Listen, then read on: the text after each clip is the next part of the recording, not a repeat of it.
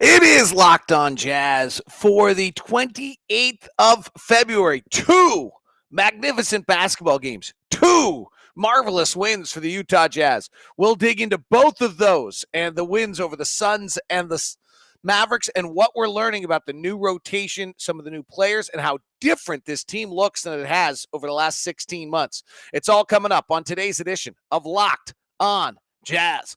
Bum bum bum bum bum bum bum bum bum bum bum bum bum pow.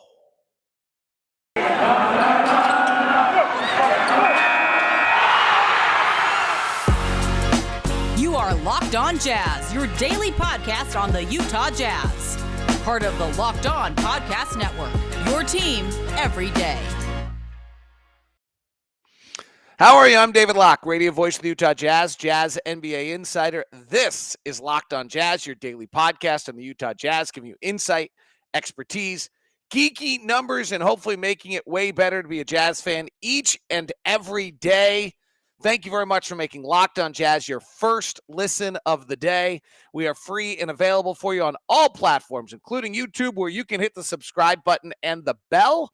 And get a little notification every time I go live, or follow us on any of your podcast providers. So glad to be with you today, and what a fun weekend.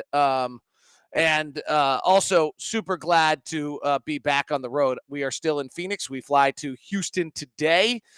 So back on the road, thanks to the Jazz for the respect of the business, the job we do, and getting us out there and doing it right. The call last night was a million times better, and being able to bring it more to you by the fact that we were in the arena and just with the team. So great. Let's talk about it. Let's start with last night. That's the most or yesterday afternoon, that I think is the most pertinent to everyone's mind. But I think the Friday win against Dallas is equally as important. And the fact that the two wins came very differently, I think shows some really important things. And two, how different this Utah Jazz team is when it's on the floor right now compared to the team that we, I think, had gotten used to. And it's so weird that just really it's one player change. It's from Joe Ingles to suddenly playing two guys in Trent Forrest and Danuel House in some of those minutes that has transformed the Jazz into just a different feel of the basketball team they are.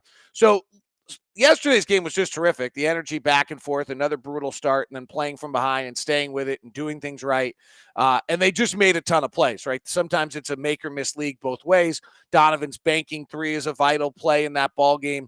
Frankly, Aaron Holiday had kind of a prayer early that you felt like was going to swing it. There were a few chances to, I thought, really knock the Suns out. The Jazz missed them, but they stayed with it and stayed in control of the game. And despite it taking a Jay Crowder weird turnover late that could have, obviously pushed us to overtime, had they gotten a look and made it. On the other side, I think that the fact is that the Jazz have, they've shown a mental fortitude in both of these two games. That when we talked before the All-Star break came out, we talked about the four things that we need to see. One of those was a mental fortitude that was them fighting through some things. They fought through two bad starts. They fought through Dallas coming back after losing the lead. They fought multiple times against Phoenix, I think, where they could have rolled and they didn't. And then the other one in this, and this is where this team feels a little different right now, is I'm a big believer in owning your space. Last night's game was a fight for every foot.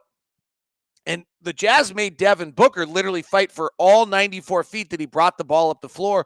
And when he was playing point guard with Danuel House guarding him as tightly as he was, and Royce O'Neal bodying up and playing him physically, they're very different defensive players, and they can do two things. They can play it differently. And last night, House skill set actually matched a little bit better to guard Devin Booker, and Quinn closed with Danuel House last night, or yesterday afternoon.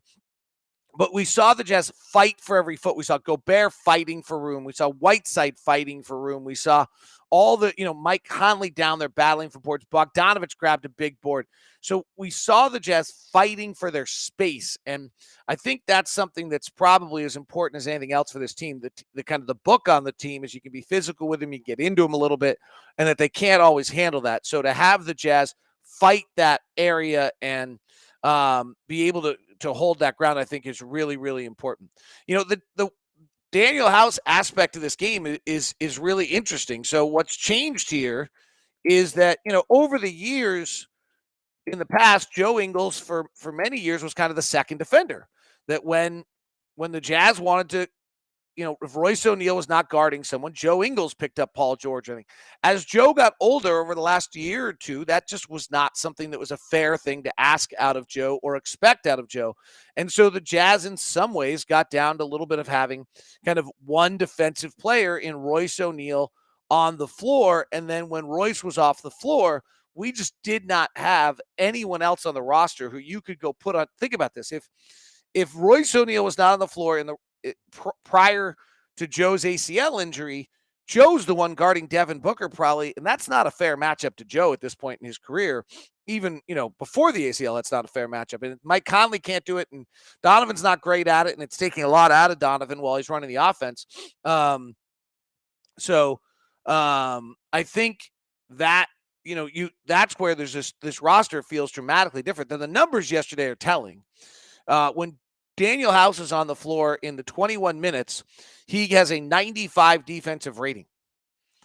Jordan Clarkson is credit at a 90, and then Rudy Gay in 12 minutes had a 78. The Jazz actually had a better defensive rating last night when Hasaan Whiteside was on the floor than Rudy Gobert. The Jazz bench last night or yesterday afternoon won that ball game for the Jazz. That's really what happened. Now, let's understand, I think that the misnomer starts pretty quickly inside Jazz Twitter, I saw last night, into this idea of House or O'Neal.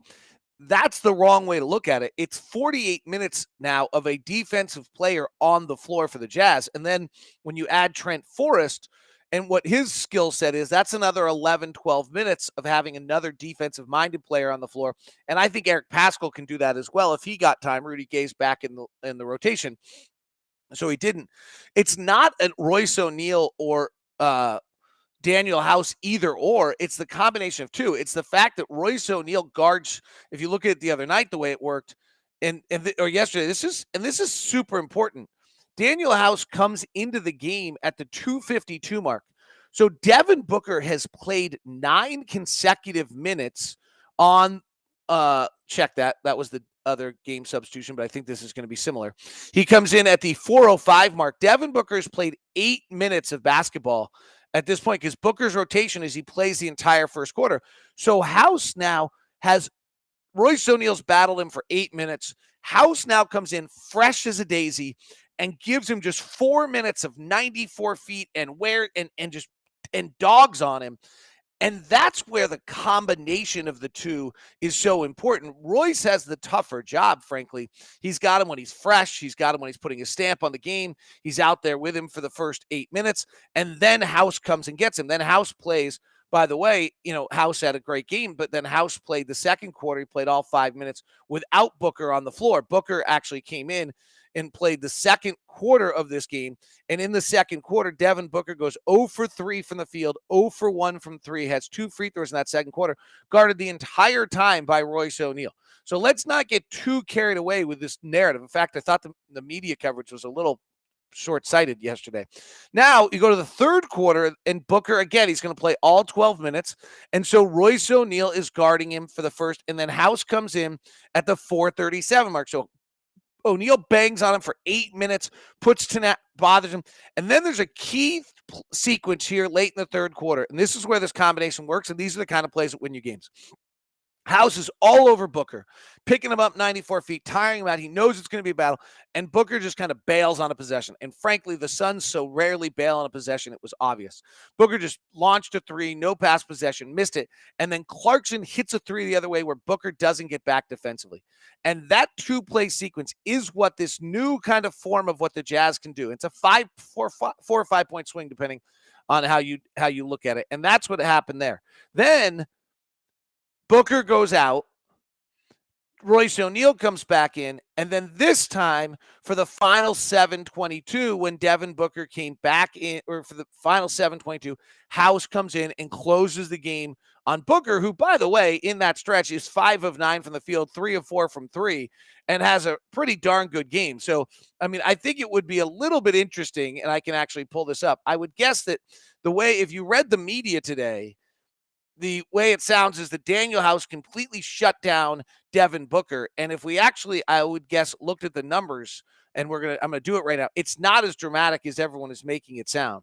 When Devin Booker was the offensive player, and I had not planned on doing this, so here it is. When Devin Booker last night was guarded by Danuel House, he was 3 of 5 from the field. When he was guarded by Rudy Gobert, he was 1 of 5. When he was guarded by Royce O'Neal, he was 2 of 3.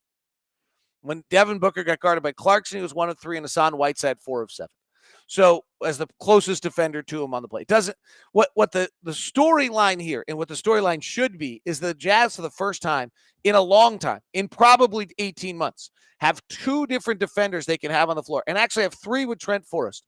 And it allows them to attack a primary offensive player with 48 minutes of defense if they want to. Now, not having Chris Paul on the floor last night certainly puts the pressure on Booker and allows you to isolate the defense onto Devin Booker in a way that they couldn't have done otherwise. But that's the difference. That's the big storyline out of the win against Phoenix, is the Jazz had 48 minutes of defensive pressure on Devin Booker in the ballgame, and House's addition to Royce O'Neal, not instead of Royce O'Neal, is the storyline in this one. All right, we'll talk about the Dallas game where Donovan Mitchell was just unbelievable. Rudy Gobert was as well, and talk about what we learned from that game as well. We'll look at some numbers as well on what's happening rotation-wise as one of the big 4 keys for the offseason, or excuse me, for the second post-All-Star break, was what happens with the rotations. And then we always trend Monday, and the trends are good. So let's look at the trends on Trend Monday.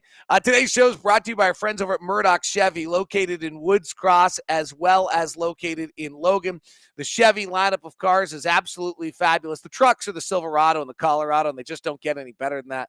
The SUVs are led off by the Tahoe, as well as the Suburban. They're kind of legendary vehicles, right? You know those well. And they they both do amazing things. So what do you end up with when you have those two? You have the best truck lineup, best SUV lineup out there for you. If you're heading over to Murdoch Chevy in either Woods Cross or in Logan, feel free to email me first, and we'll be able to set you up with a meeting with one of their guys. So you have a VIP meeting. Email me first at dlock09@gmail.com so that you can have that meeting and we can take care of you there. The Murdochs are not increasing MSRP on anyone, which is just such an incredible statement to who they are as people, and much appreciated. Today's show is also brought to you by Built Bar. That's right. Our good friends over at Built have got amazing things going on for you. I've got a bag full of them with me. White chocolate cookies and cream is available right now. That makes a lot of people happy. The puffs are just otherworldly. These marshmallow-infused protein bars that truly are just a candy bar. I'm trying not to eat the late-night meal on this road trip, so I'm going to have a puff every night and see if that can solve my late-night 11 o'clock eating issues. Coconut marshmallow, ruby chocolate, banana cream pie, lemon dip cheesecake, and churro. You can get a Puffs Mix box right now. Also, all the regular great flavors: coconut almond, mint brownie, double chocolate, salted caramel, coconut. Don't wait, because sometimes your limited releases disappear. The coconut, the caramel almond delight is still there, but my coconut brownie chunk is sold out. It's all at Built. Use the promo code LOCKED15 to get your Built bars and get you taken care of at LOCKED15. Thank you very much for making Locked On Jazz your first listen of the day. We appreciate it immensely. If you have not grabbed Locked On Now, the recap of the night in the NBA, you can do it at Locked On NBA on YouTube or Locked On Now on your podcast player. It's great. The local experts of Locked On do it. Drop by. All right, what's the chat room have to say today? All our usual suspects are in there. And Charles says that Don letting other people play late really helped in the Dallas game. Don being superhuman really helped in the Dallas game would be my take on this one. Donovan Mitchell is the number 1 pick and roll guard in the NBA right now. He and Gobert are the number 1 combination. The number 3 combination is he and O'Neal. And the number 4 combination is he and Hasaan Whiteside. So he does not play with Rudy Gobert every minute the way Mike Conley does. And he's learned how to evolve through different guards. The second one in that group is the one that's most important. And this is the most important part to the Dallas game, was the Royce O'Neal Donovan Mitchell pick and roll in that game was the big story. What teams do is put their worst defender on Royce O'Neal, or their Royce O'Neal. So in this case, it was Luka Doncic, and the Jazz ran Donovan Mitchell, Royce O'Neal up on picks with Donovan Mitchell, got Luka Doncic, switched on Donovan, and Donovan started to have a field day. That led Dallas to try to surprise the Jazz into a zone defense in one of those possessions, which led to the Bojan Bogdanovic right corner three, which was a perfect read by the Jazz and a sign of their development and the sign of their continuity that here on just a given possession, Jason Kidd popped out with a new kind of defense for that one possession, and they recognized it perfectly, got it to Bojan in the right corner for another three. Bojan, by the way, third in the NBA now in clutch threes behind Fred VanVleet and Kyle Kuzma. He's got 11 on the season, the third most of anyone in the NBA. So that pick and roll thing that's going on there, there's a bunch of things to it. So pick and roll Donovan and Gobert is Donovan reading Rudy, getting better with that. Pick and roll with Whiteside is the two of them finally figuring each other out. Donovan never figured out Favors. They were tripping over each other's feet last year. And then this other one is really the one that I think is worth keeping an eye on, which is the Jazz ability to be able to play pick and roll and get the matchups they want to against switching defenses. The Jazz have seen more switching than any team in the NBA this year. The teams have switched the Jazz on the pick and roll more than any team. And talking to Monty Williams yesterday, he's like, hey, when Rudy rolls and Donovan's coming down and you can't play the drop big style that most teams want to play. You just can't do it. And because the Jazz are just too good at it. And so the answer across the league is switch. Jazz see more switches than any team in the NBA because of it, and they're getting better and better at attacking it in each game. And that pick and roll that we're talking about there is the one that matters so much. Donovan was 11 of 19 from the field, 7 of 12 from three, scored 33. Donovan on the pick and roll right now, on the off the bounce three, which is almost always on a pick and roll. Sometimes it's coming down the floor. Going into last night was 21 of his last 38 on off the bounce threes. 21 of his last 38 on off the bounce threes. I'll see if I can find what he did last night. He was hot early and then missed a few. But when and this is what Monty Williams said about Donovan yesterday, was the fact is that this guy has become Steph Curry and Dame Lillard level shooter on the pick and roll off the bounce. And when you suddenly can be making that off the bounce three at that level, you become virtually unguardable. If you're switching it and we in the Jazz in any way, shape, or form can bury you onto that switch, then all of a sudden the Jazz are able to get Donovan a wide open three. If you're not switching to touch, which means you're coming up on the switch, which if you switch to touch to take away that three, then Donovan is able to find Rudy on the slip roll in a different way. We've even seen them do that with Royce a little bit, where Royce then is playing a play in the middle of the floor. And if you don't, then Donovan is going to bury that three. Donovan last night was 5 of 10 on off the bounce three. So he's now 26 of his last 48 on off the bounce threes. That is just absolutely stunning to have that kind of efficiency on that shot. And it changes everything about who they are. And frankly, this is the 33-point-a-game playoff player. And this is what the Jazz have to win in the playoffs. We can talk about all these other things, but the thing the Jazz are going to have in the playoffs is Donovan is going to have to elevate to a massive level. Rudy's going to have the defensive impact he had against Luka Doncic in the fourth quarter of that ballgame. And some of that fourth quarter, Luka Doncic, by the way, goes back to where we started this show today and walk through the substitution patterns on that game for a second. Luka's traditionally plays all 12 minutes of the first quarter. And so Royce O'Neal guarded him for the first 8 minutes, and then Danuel House came in and picked him up for the final 2:52 and picked him up at full bore, and Royce O'Neal guarded him for the stint he played in the middle where he got in foul trouble, and then the same thing happens, and by the time he comes into the fourth quarter, Luka Doncic just had 48 minutes of pressure on him, and there again is a single single individually centric team, the way Booker is without Chris Paul, the way Luka Doncic is without any Tim Hardaway Jr. or anyone else on that team. And so the Jazz are able to throw 48 minutes at him, and he's probably a little tired late. 2-minute report says Rudy fouled him on one of those plays. We can ignore that fact, but there is a fatigue level that is coming out of that as well. So those are my biggest 3 takeaways of the weekend. Mental fortitude from the Utah Jazz that we've been asking them to see, that we wanted to see. Number 2 takeaway was this is a very different team than we've seen before. It's not as offensive centric. And frankly, part of the Danuel House story is so nice as he hits 2 massive threes. That's not something you can expect him to do. He's not a natural shooter. If you watch him shoot, you know it's not a natural shot. It doesn't look anything like the elite shooters in the league. He's figured out how to make it. It's what you hope Trent Forrest can figure out to do. And House last night goes 2 of 3 from 3. That's, he's just as likely to now in the next game go 0 for 3 from 3 and be a 33% 3-point shooter. That's the natural number for him at that 33-35 number. There's a big belief in the league that anything you do in Houston is kind of a bigger number than it's kind of the optimum 3-point shooting number you can have, so that it's likely you'd come back a little bit. So, hey, if he doesn't make those 2 threes, the open 3 in the corner on the Clarkson give, that was such a great play by Jordan.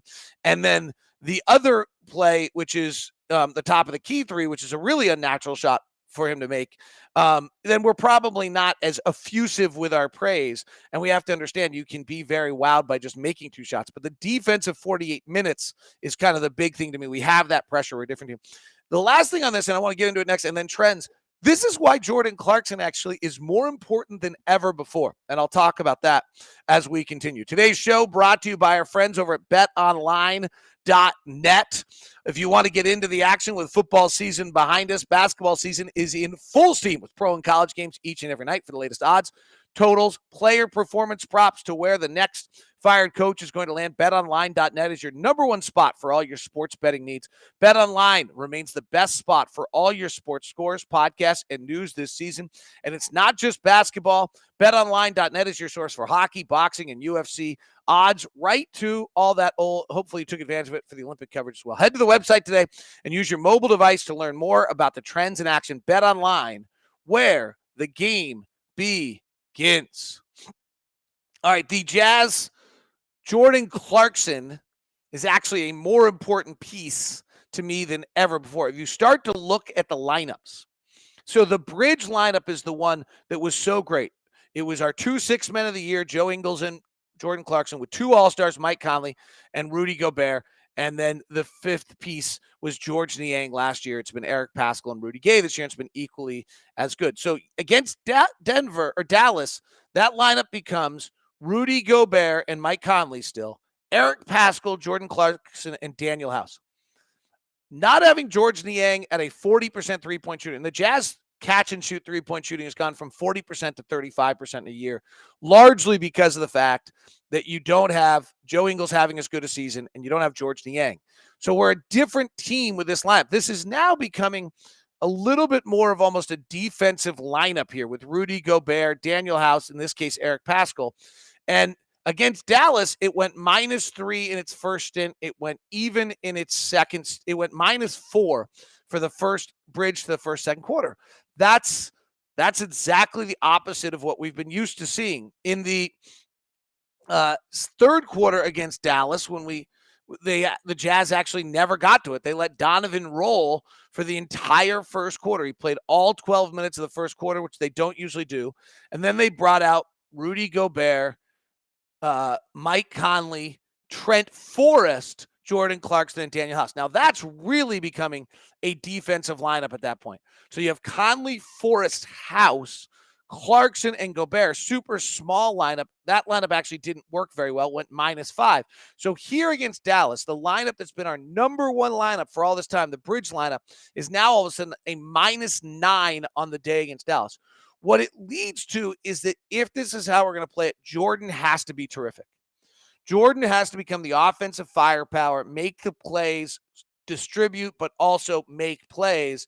And he did that against Phoenix. He was super. The Jazz really didn't get to the same bridge lineup. Mike Conley did not come back to the 134 mark, a little later than usual. Rudy came back a little bit earlier than him, and then House and Clarkson started earlier, Gay coming in. So the Jazz really played that lineup very differently, only starting at the 134 mark. Now, it was +5 when it was Gay, House, Clarkson, Conley, and Gobert in the first stint. Jordan, a large part of that. Jordan went 3 of 5 from the field in the second quarter, had a really good sequence. Then in the third quarter, again, the Jazz didn't go to it nearly as quickly. Mike Conley came in at the 118 mark. They were +4, and they stayed with that lineup with Royce O'Neal coming in very quickly for Danuel House because Devin Booker went out, and the Jazz kind of realized that's the interesting thing is Quinn Snyder has to make that decision to have House close actually at the 11:30 mark of the fourth quarters where he made that decision. Booker was out of the game. He gave those minutes at that point to Royce, knowing House was going to circle back. If he plays House in the regular rotation there, then he doesn't have the ability to bring him back. So kind of an interesting little note on how forward-thinking coaches have to be. So that lineup, the bridge lineup actually hardly plays in that fourth quarter. Now, it's with Royce at that point. It's not dramatically different. And again, we're going to rely on Jordan Clarkson, a much larger level, and Jordan was terrific. That fourth quarter, he had 5 of 8 from the field, 3 rebounds, an assist on the play to House, and really Jordan has been great in both those last 2 games, playing deeper into the fourth quarter than he had been earlier this year. But with this lineup, and now with our defensive level, Jordan Clarkson becomes more important than ever before. All right, one other note on the quick lineups, just to give you a quick scan. I was trying to figure it out. There just is not a big sample size yet on kind of when these lineups are working or not, or what our bridge lineups are. Mike Conley, Jordan Clarkson, Danuel House, Eric Paschall, Rudy Gobert. So that would be the new bridge lineup with Paschall, not Gay.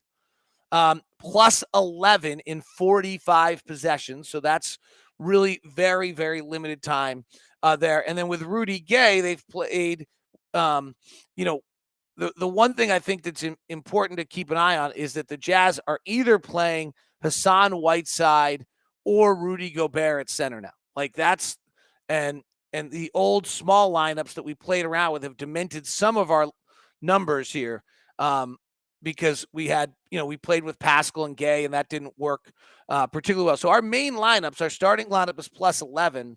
Then the lineup of Mitchell, Clarkson, O'Neal, Bogdanovich, and Whiteside, which we kind of know well. It's when Clarkson, Whiteside check-ins, only plus 2.9. But then Conley, Donovan, Royce, Bojan, and Hasaan. So our starters with Hasaan are plus 25. Then the lineup where Jordan, Royce, Bojan, and Rudy are back together is plus 18. And now we're trying to rebuild what our bridge lineup is going to be in there. And it's likely involving House. And the kind of most common one, as I mentioned a moment ago, is plus 11. We'll see how it plays with Rudy Gay as they play more. So that's kind of the evolution. All right, cleaning the glass trends. We always like to give you the trends kind of to wrap up Mondays, looking at cleaning the glass, who's playing well over the last 2 weeks.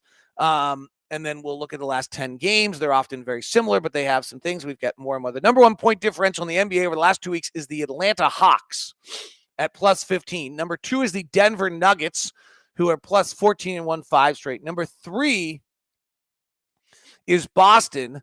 Number 4 is the Clippers. Number 5 is the Pelicans, who we'll see on this trip. And number 6 is the Utah Jazz.